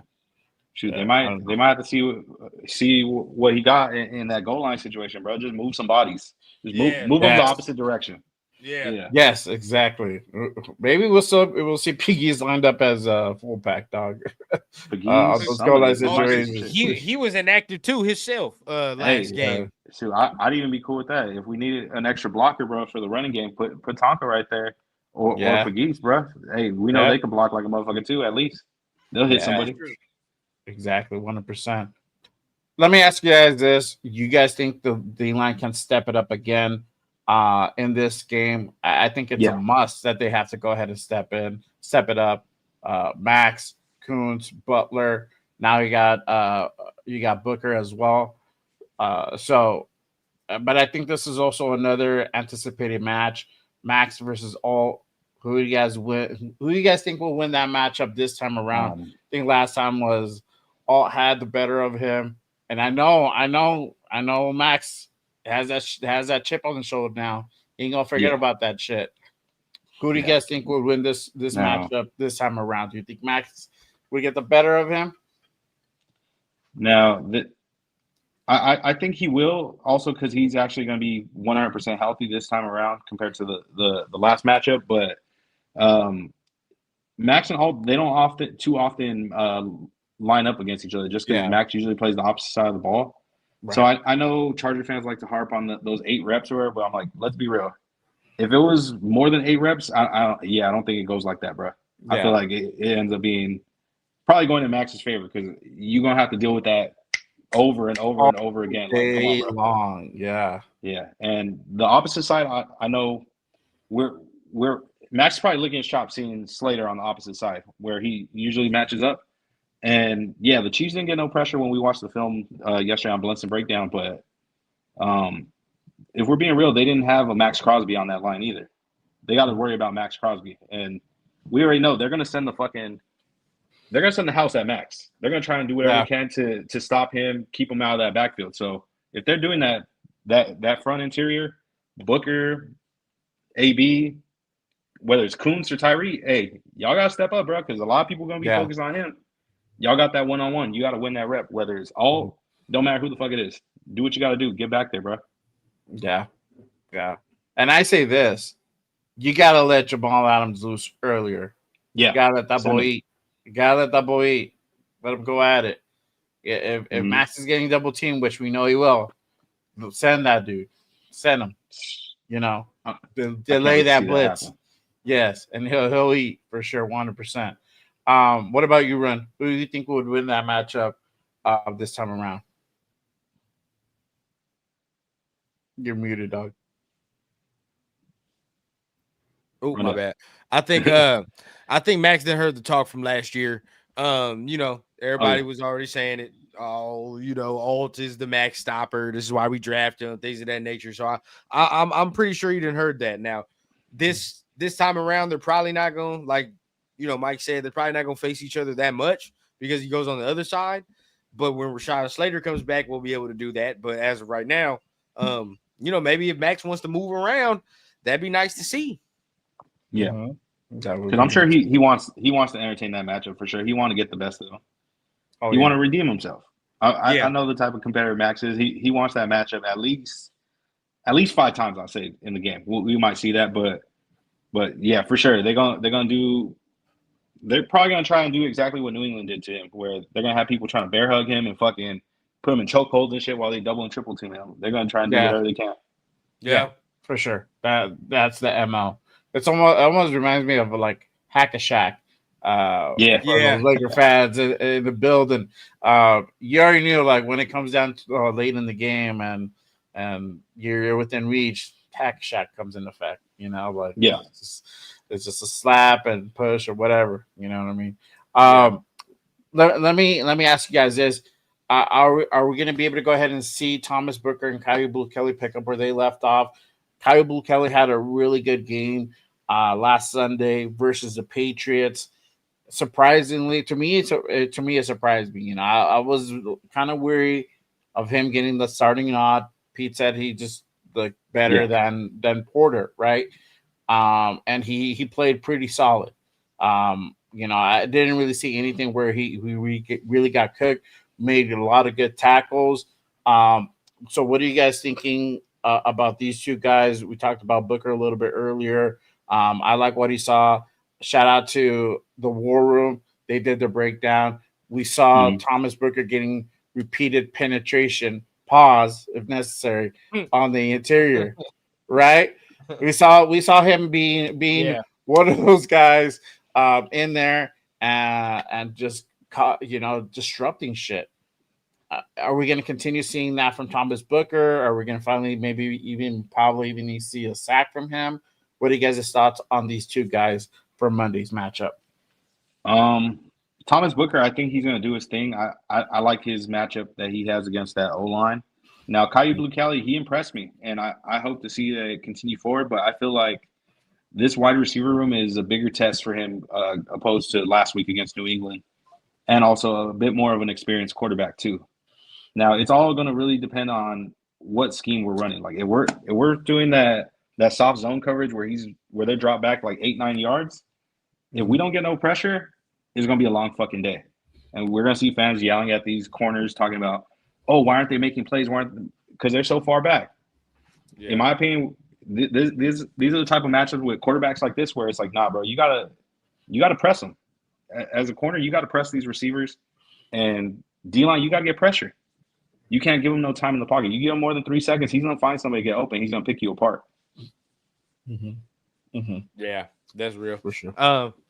Blue Kelly, yeah. I mean, it is a bigger test. I mean, Johnston, you would from the outside looking in, everybody like, oh my God, so improved. You know what I mean? He's gonna do his thing, Mike. We watched the film. We saw one of the touchdowns and how he got one of those. Yeah. So debates on that. I think the matchup for him and Johnston is actually pretty good for Blue Kelly, to be honest with you. I think that's a nice little matchup. The matchup that I worry about, and I don't even know if you have him on here. It's Stokes. I worry about Stokes because he got to guard Keenan Allen. And even at his advanced age, Keenan Allen still knows how to kind of run routes. Yeah, you know how to run routes. He's shifty like a motherfucker. And we ain't got to talk about McConkey because we're gonna talk about him enough after the game. I guarantee you. No, but for them, their X factor is. I've said it all week. Dude figured out he had hands attached to his arms, and he figured out you could catch footballs with that. So that's the dude, Quinn Johnson. I know Rundown don't really see him as a threat. A blind mouse will catch some cheese every once in a while, man. A blind mouse catch cheese every once in a while. Yeah, for sure. And that actually brings to the next segment is the secondary versus McConkey, Allen, and Johnston. Can they limit them? Are we going to be able to go ahead and see Kyle Blue Kelly really start limiting some of these guys with Johnston? How is our safeties going to go ahead and operate in case these guys get the slip, or are we going to continue seeing like how Polamalu got that pick last week? Are we still going to continue seeing that same progression? And also, can Chin step up and start being also another factor? What are you guys' thoughts, the secondary versus those three guys?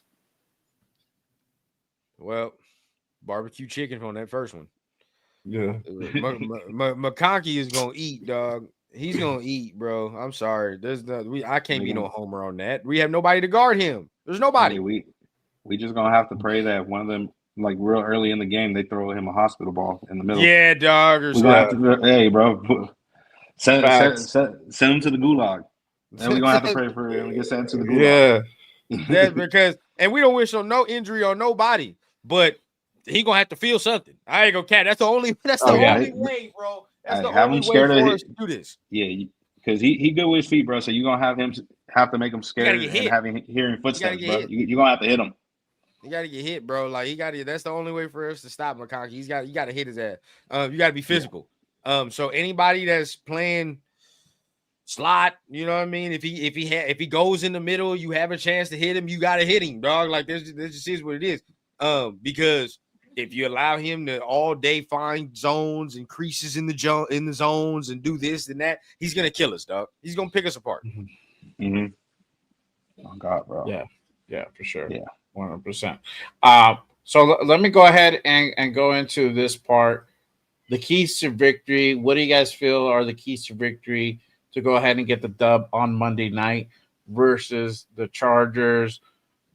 Ron, I'll start with you this time. What do you feel that the keys of victory are going to have to be done in order for us to go ahead and get the dub on Monday? Go ahead, Mike. Oh, all right, we'll flip it over to Mike. You said me, my bad. Hey, I'm over here reading. I'm reading these chats, bro. This shit's getting spicy in here. I'm over here. Oh, I yes. seen that. There's some funk in there.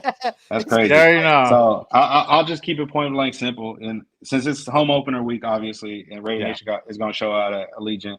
In the words of the great and legendary Al Davis, bro, the quarterback must go down, and he must go down hard. Pause. Yeah. You got to hit the quarterback, bro. Take the quarterback down, affect the quarterback, get in his head, bro. I have never seen that's one thing about him. A lot of people call this dude an elite quarterback. I don't think so.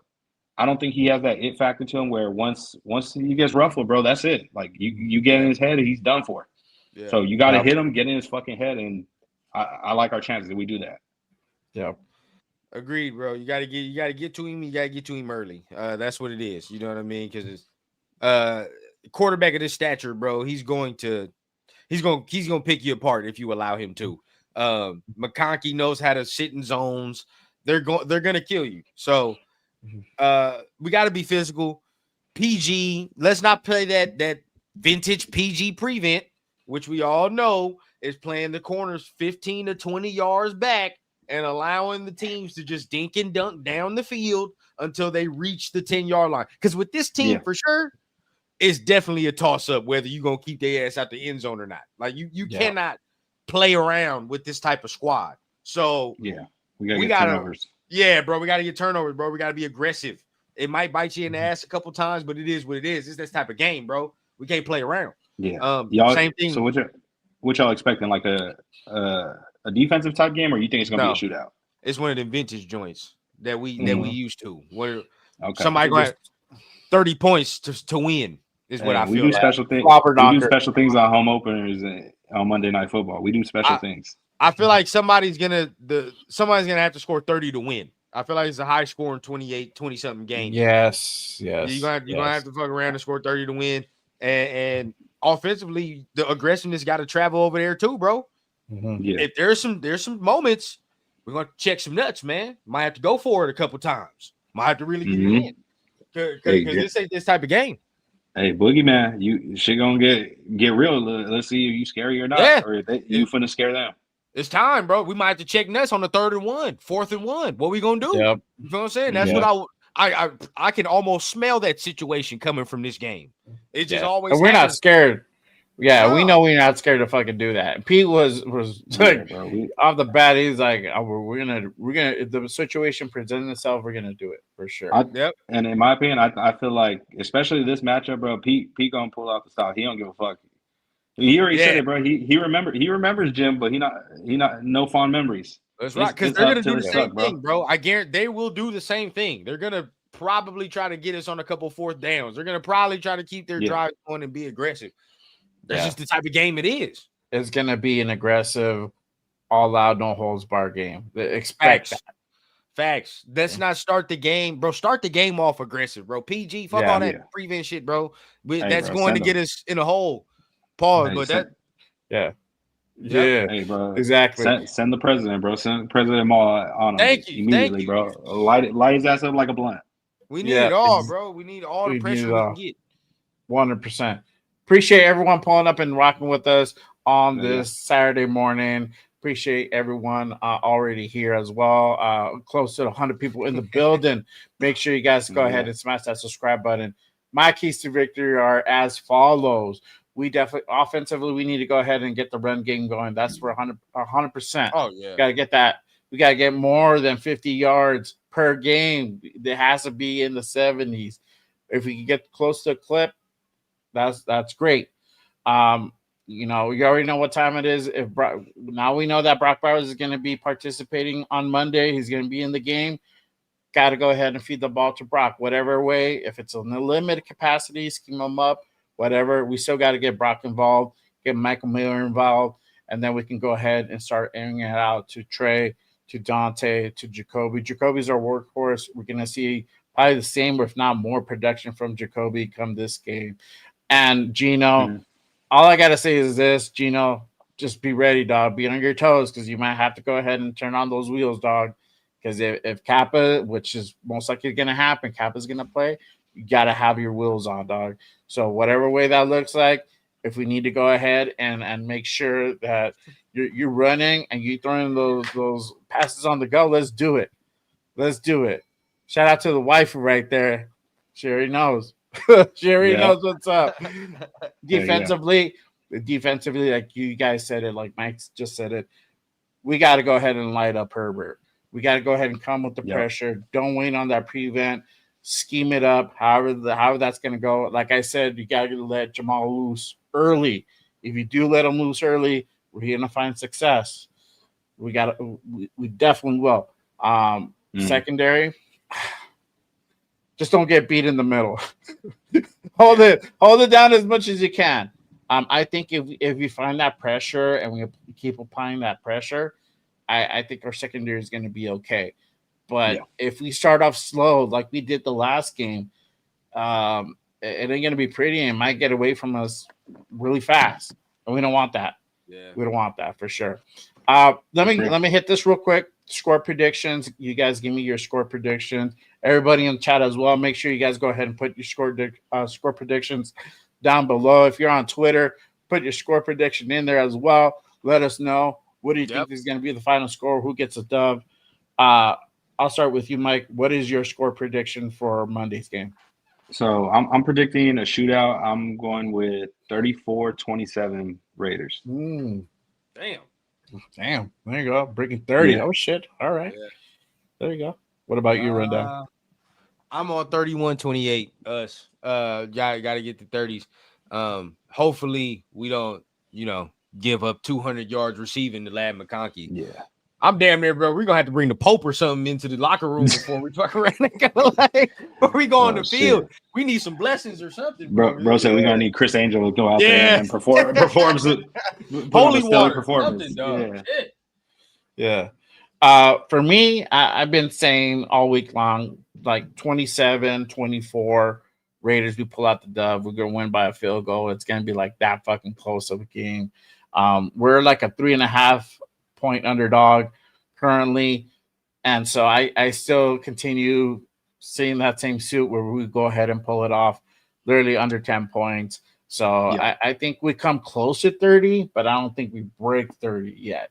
This game is going to be very, very, very gritty. So I think it's still going to stay within under the 30-point realm for both teams. If we break 30, great. I hope I'm wrong. I am. I hope I'm wrong, and I hope we break 30. Yeah.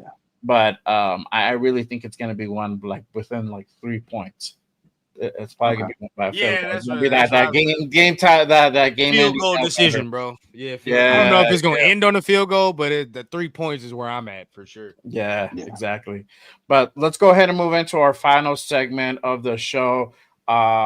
This is the time usually we go ahead and put the spotlight on our guest, and this week's guest is none other than Mikeaveli in the building.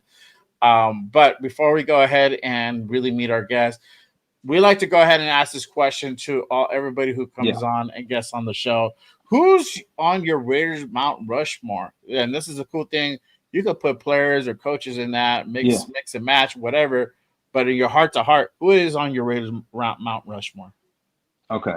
I know this gets tricky with people because for people, it's a little tough. And Respectfully, my apologies if I piss anybody off with this one, just because. Keep in mind, I'm 31, so I didn't get to see some of the all-time greats. But for my Mount Rushmore, I'm gonna have to. Of course, you gotta have Al up there. Al's the ultimate rated. You gotta have Al Davis. I'm gonna go with Mean Gene Upshaw. Might have Gene Upshaw up there. I'm gonna have to go with could you might go? I'll say Woodson. Charles Woodson's up there, and shoot, Mr. Raider, Tim Brown, bro. Those my four. Okay. That's fine. That's fine. Yeah. Always Charles Woodson, man. When Charles Woodson get in, I mean, everybody has Tim Brown. Yeah, bro. Shoot, both those guys are icons to me, bro. That's who I grew up watching when we was winning. When we was winning, they was on the team. I feel that. So, Now, yeah, well, there you go. That's a fact. Yeah, for sure. There you go. That's what's up. So let me go ahead and move into the final part. The spotlight. This is the time where we go ahead and meet our guests. So Mike, let me go ahead and start off with this question. Let me start from the beginning. Let me ask you, how long have you been a Raider fan, and what is that moment that really like made you fall in love with the silver and black? Shoot, honestly, I've been since birth, bro. Like my pop says it. The day I was born, bro, he was holding me in his arm watching the Raider game. So all 31 years of my life, I've been a diehard fan. I'd say the moment where it was like, yeah, I love this shit was, I'll say when I was younger, one of my family members actually took me up to Oakland Coliseum to go watch a game, and just seeing the tailgate and the energy and how it was, and we ended up winning that game. Like it was special, and that's when I was like, yeah, I'm locked in. I'm a Raider fan for life for sure. Yeah. There you go. Yeah. Go ahead, bro. Nah, we talk about the content stuff, man. I mean, how you feel so far on the content journey, man? Like really, we talk about it, but how did you start? Tell the people how you started, and also to how it's been going so far. Yeah. So I started off originally. Honestly, when I first got on Raider Twitter, I was a fan, just like most of the audience that's watching right now, and it started with the content. One day, I went to a music festival and I ran one of my buddies who's a fellow Raider fan from New Mexico, my buddy Mateo.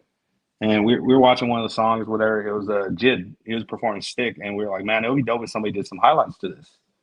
And obviously, all of us football fans, football players in the past, previous career-wise and stuff, we watch highlights on YouTube and stuff. And you see highlights and it's like, okay, that was dope. Like the plays are cool, but either the music sucks or the cut-up sucks something. And I don't want to. I'm not somebody to be a hater or hate on nobody. So before I go out there and be like, "Oh, these videos suck" or anything like that, I was like, "Let me try it myself," because I know there's gonna be somebody in the comments saying, "Oh, if you think like this sucks and you can do better, show us." So before anybody even got the chance to say that, I just started doing it, and my first tape was a Hunter Renfrow tape.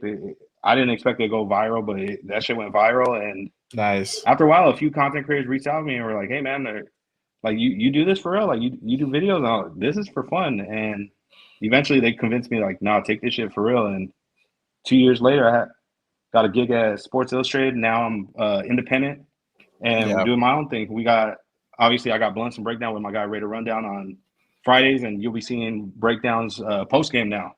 Whether it be a Monday or a Tuesday, you'll see a post game breakdown, and then obviously I got my video edits and BTB.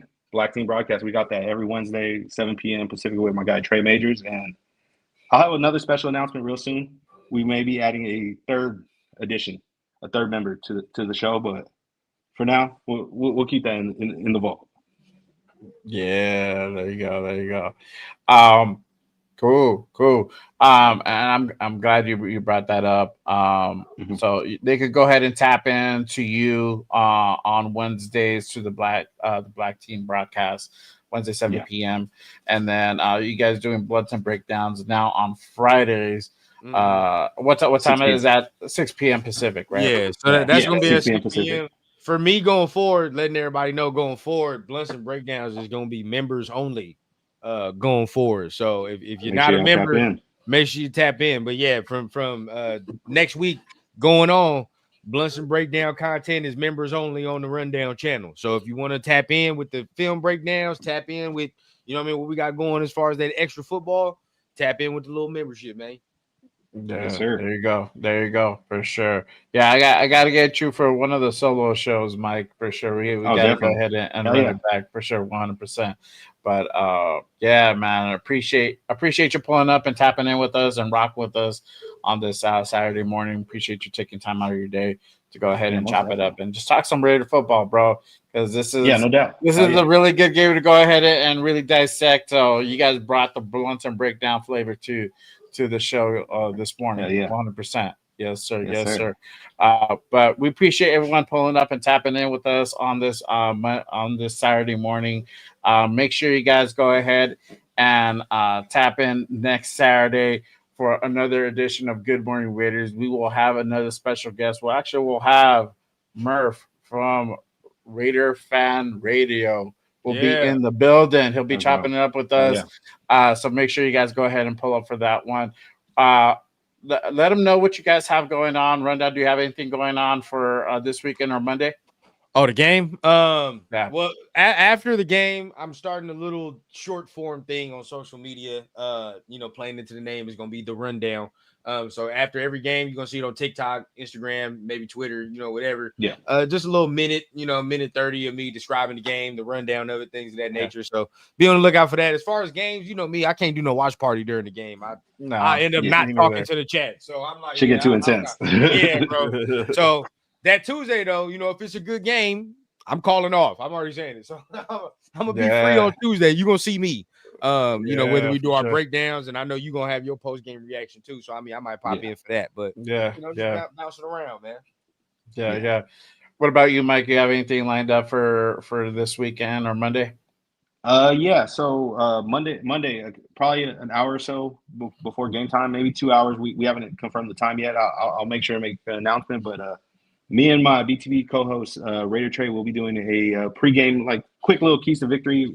Hopefully, we have an idea now who's going to be activated, who's inactive for the game, and we give our final thoughts before we go in the kickoff. And of course, you already know BTB every Wednesday, 7 p.m. Pacific time, and then Blunts and Breakdowns. We're gonna have the post game show Tuesday morning or Tuesday noonish. I'm not sure exactly that time frame, and then every Friday 6 p.m. Make sure y'all tap in. If y'all enjoy what you're hearing, obviously shout out my guys. Make sure you leave a thumbs up for them. Make sure to subscribe to them, and if you like what you're hearing from me so far, if you're new to my content, tap in with me, bro. Follow me on Instagram, Mikeaveli24 on both IG and Twitter. Shit, same thing on Twitter too. YouTube. Make sure you subscribe to me on YouTube too, Mikeaveli24. You're gonna see great lives. Every once in a while, some highlights. If somebody goes crazy, has a breakout game or something, you might even see some edits. You never know.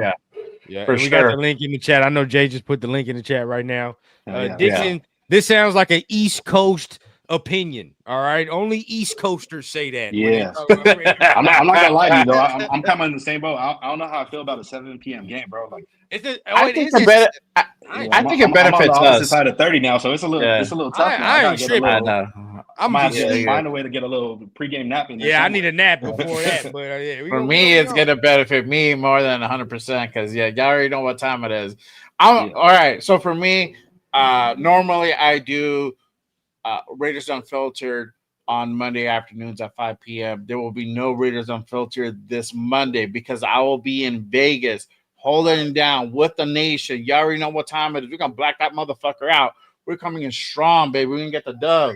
I'm going to be out there with the nation, out there with the Black Hole Brothers. I'm officially part now of the Black Hole. Shout out to the Albuquerque chapter. That is going to be my chapter now. So I'll be out there with Predator. We're holding it down. So I'm going to be doing the damn thing. But I will have a post-game reaction show. I already have it lined up.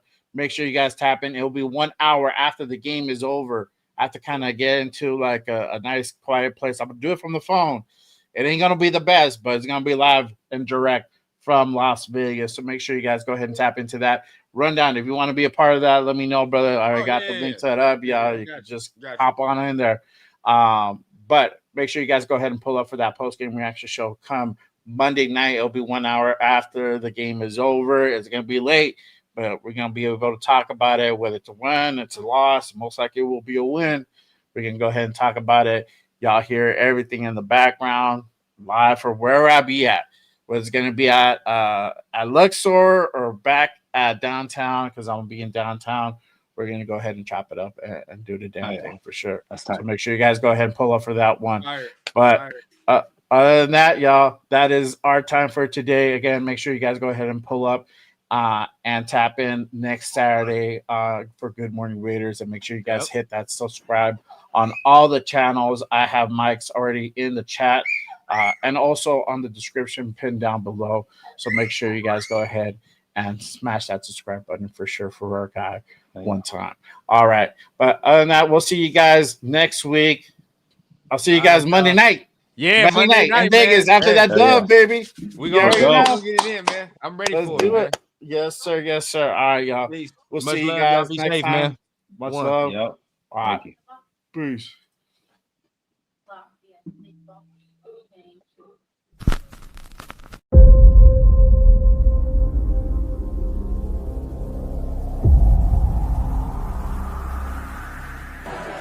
Mm-hmm.